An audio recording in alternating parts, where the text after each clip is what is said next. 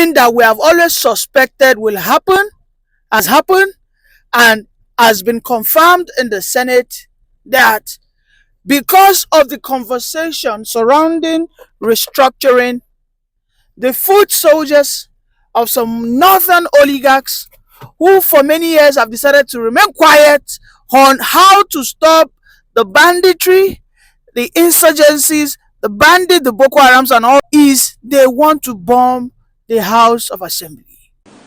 We have received threats from terrorists to bomb National Assembly complex. They are not just stopping there. They want to bomb so many federal assets. Unless, of course, Tinubu reverse this conversation about restructuring this nation. One thing we must understand is, these people who have held this nation, they've held us in ransom for many years, will dare not go down without a bloody fight. I know what I said. They will not go down through negotiations. They will definitely not go down through, peaceful separations. No, it has to be done through a revolution of the mind, through provocation, and of course, a physical infighting. If you're just joining, please kindly like, subscribe, and share. Welcome back to my channel. And today what we have is, in the Senate, they have announced it that all the senators are not safe, especially the southern senators and the middle belt senators. You know why? Because the conversation about the state policing, about restructuring, about taking Nigeria into regional government has been so loud and so echoed repeatedly. Some people are not comfortable with it. From the very instance we heard 2 weeks ago that Tinubu is about to be unalive by some coup plotters, but fortunately for Tinubu and unfortunately for the coup plotters, a very, very young man in the National Defense, Intelligence of the Army, a man from Cross River State, exposed them. He exposed them. And for that reason, that coup was foiled. That coup didn't come to pass. Otherwise, maybe today, some of us would have run into Benin, into Cameroon, into Ghana.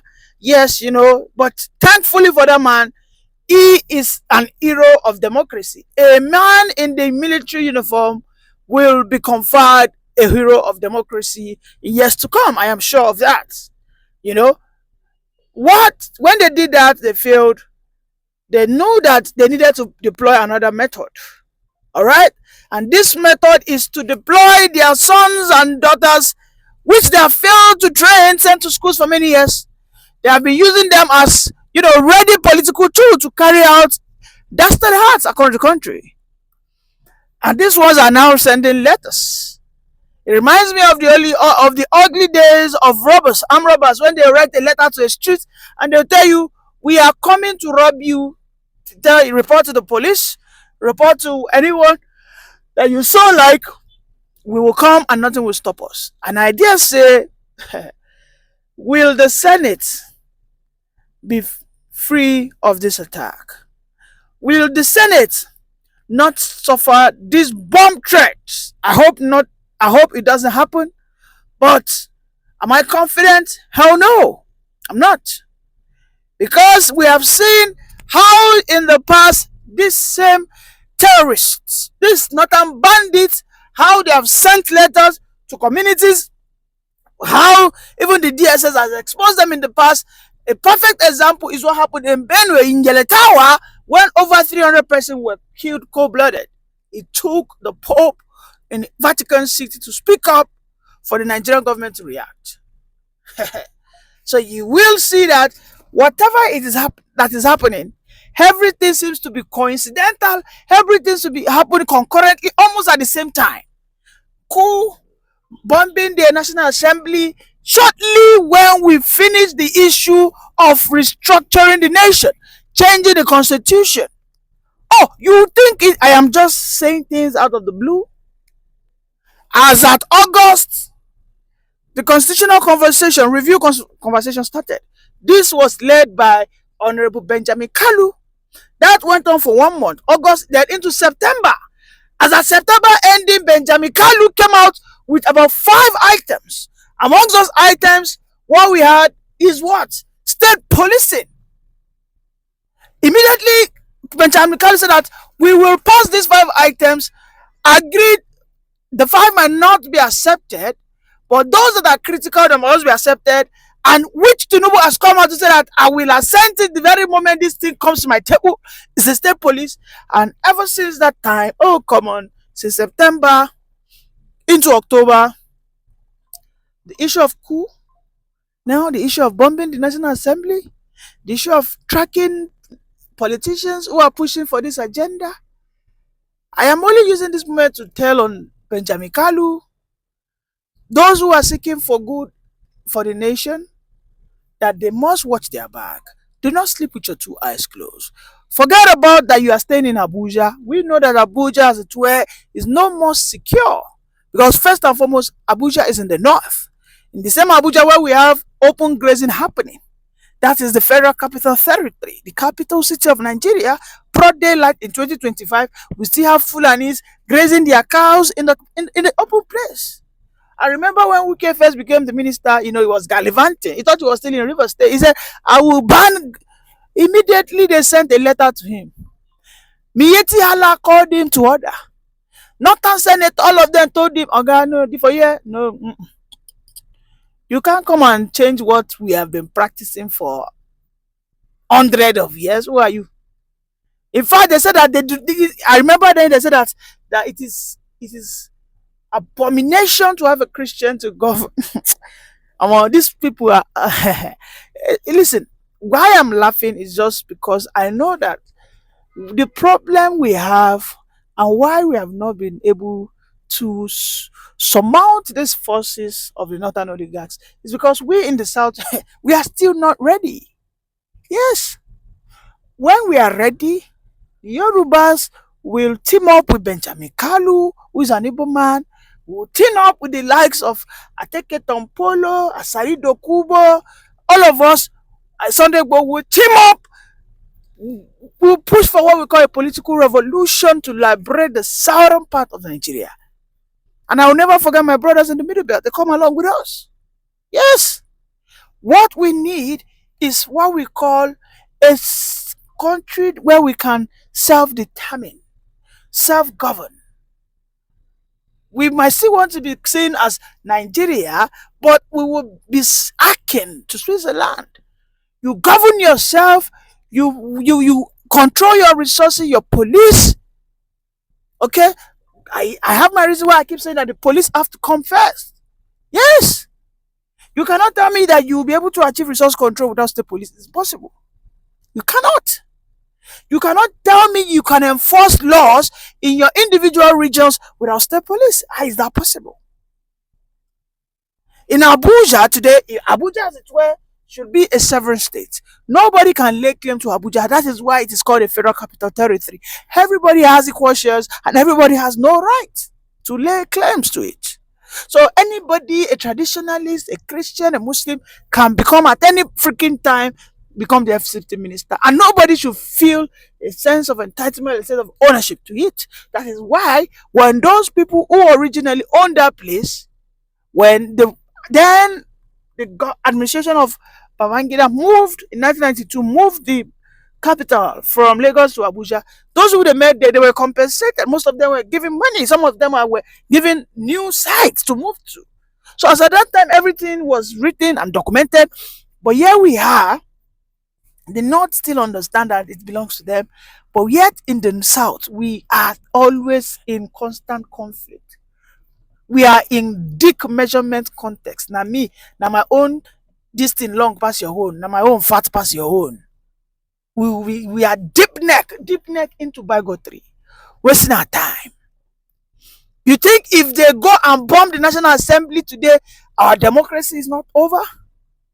The only body that guarantees democracy is the National Assembly. Yes. The coup has failed. Immediately they are responding with they want to go and bomb the National Assembly. As I speak today, the National Assembly are confirming and conferring the nominations of Tinubu. The man who was the chief of army staff, as at 2 weeks ago, Oloyede has now been what? Named as the what? The chief of defense. Why? Umar is now the chief of army staff. Today they have been what? Nominated and confirmed by the National Assembly. You see, what this element wants to do is erase whenever a military coup happens, they cancel out the National Assembly.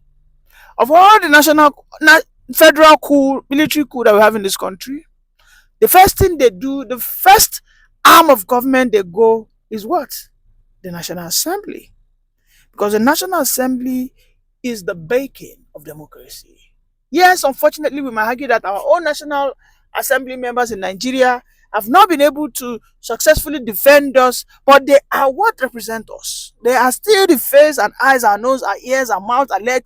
In that government, they represent us. While I might be impatient that Nigeria should quickly, in a hurry, become a nation where we can self-govern ourselves, we can be regionalized, restructured, I will not hope and pray for the National Assembly to be bombed. I will not. However, some elements have the temerity to send a letter to the members, most especially those who are leading the cause, displaced Benjamin Kalu and his cohort, that they should watch their back, because they are simply there to do what our forebears didn't have the courage to do. Benjamin Kalu is not a northerner. You won't have a northerner have such discussions. Since 1999, you go and check it. Tell me when a northerner lead the conversation of total restructuring. You will not find it. It has always been a Middle Belton or a Southerner. It has always been, look at all the reports. Oresonya reports. What does that mean? Oresonya, a Yoruba, a Southerner, led it.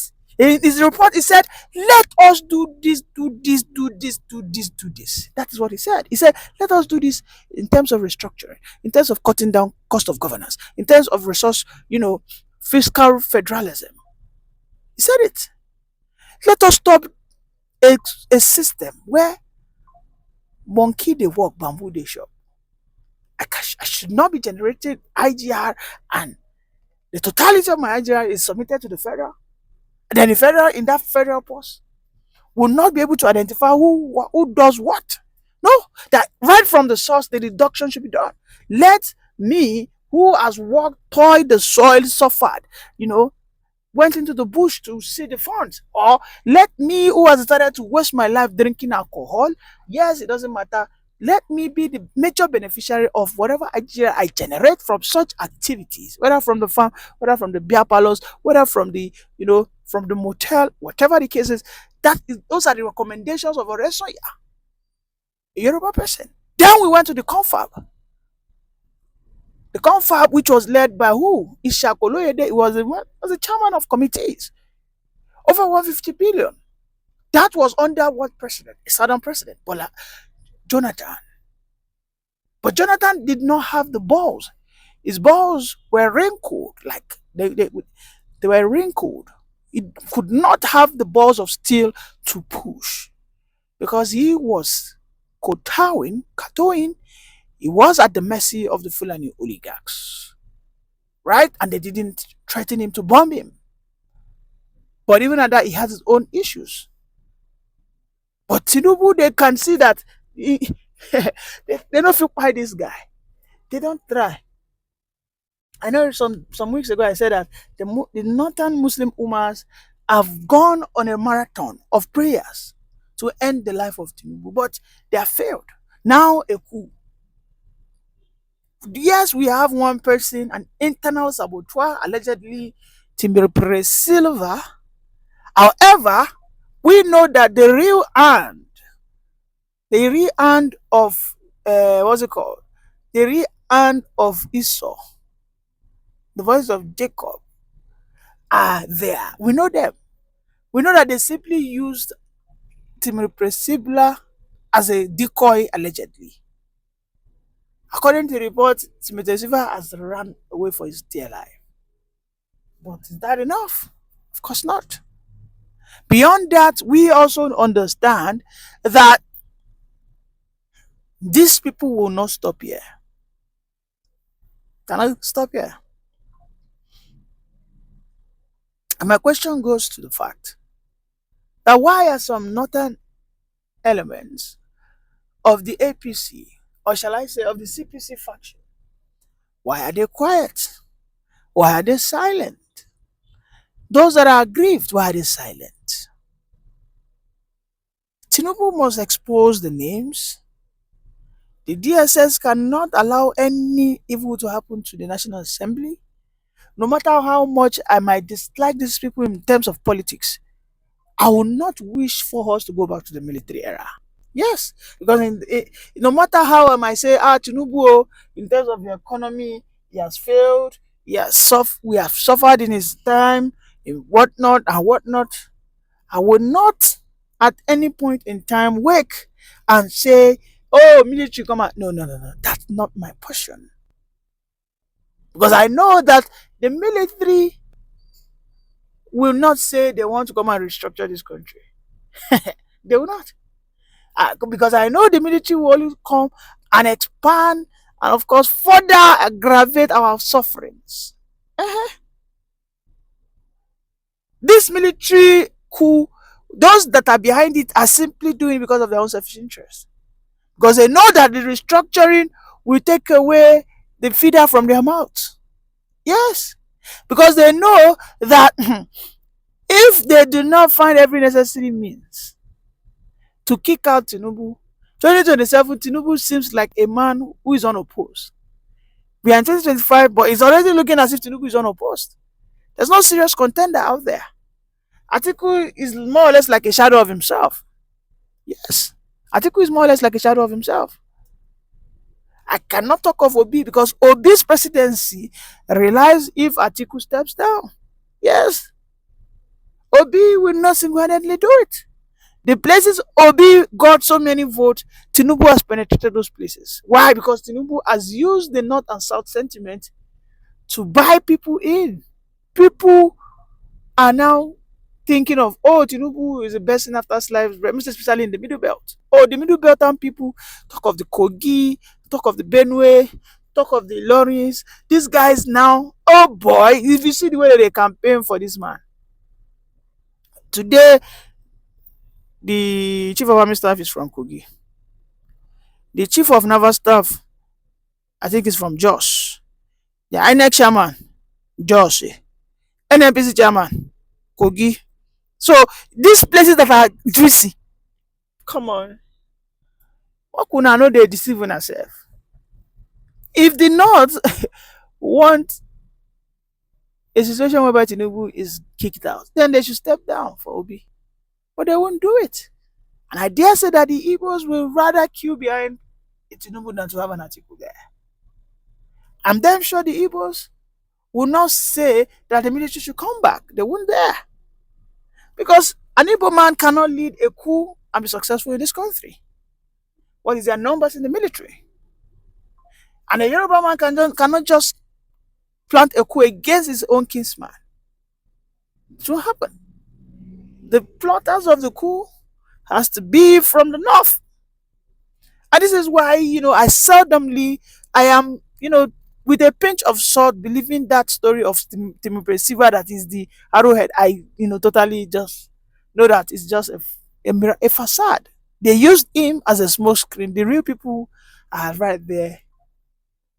These are the people who have said that they will use every necessary means to boot out Tinubu.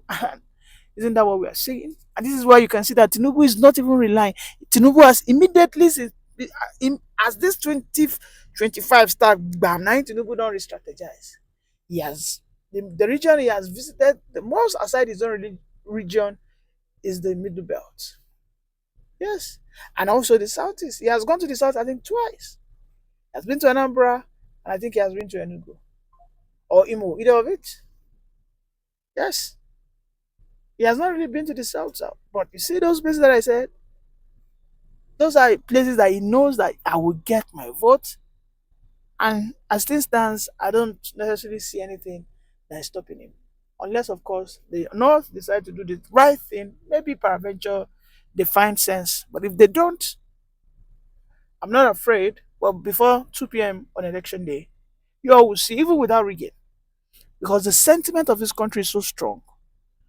People will defend their tribesman, their regional interest before the national interest, because the national interest in Nigeria is non-existent. If I just don't, please kindly like, subscribe, and share. Bye for now.